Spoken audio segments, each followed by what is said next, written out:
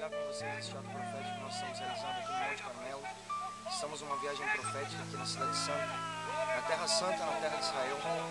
E nós cremos que aqui, no lugar que nós estamos, foi santificado e foi levantado o altar.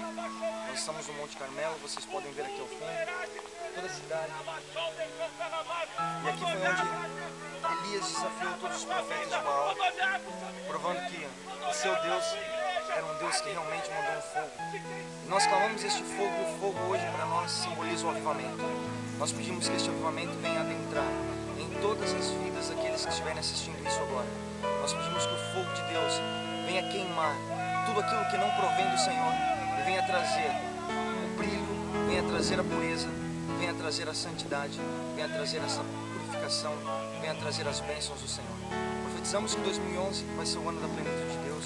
Profetizamos que a sua família, a sua vida será completamente mudada. Que os ministérios sejam mudados, que as igrejas sejam mudadas, que o sacerdócio de Deus venha a ser reconstruído e que venha a haver a santidade de uma maneira geral.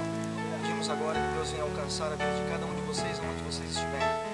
Pedimos que esta mesma unção que está sobre essa terra santa, esta mesma unção que está vindo sobre as nossas vidas, que veio sobre a vida de Elias, que provou que o Deus dele era um Deus que fazia o efeito e causou um efeito estrondoso na nossa humanidade.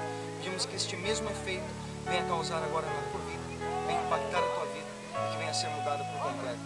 Clamamos e intercedemos por nossa nação, clamamos e intercedemos em favor da vida de cada um de vocês. Este é um ato profético e nós liberamos sem reservas para a vida de cada um de vocês, para todos os nossos familiares, para todas os nossos entes queridos, todos os nossos amigos, todas as pessoas a qual confiam em nós. Nós liberamos esta unção em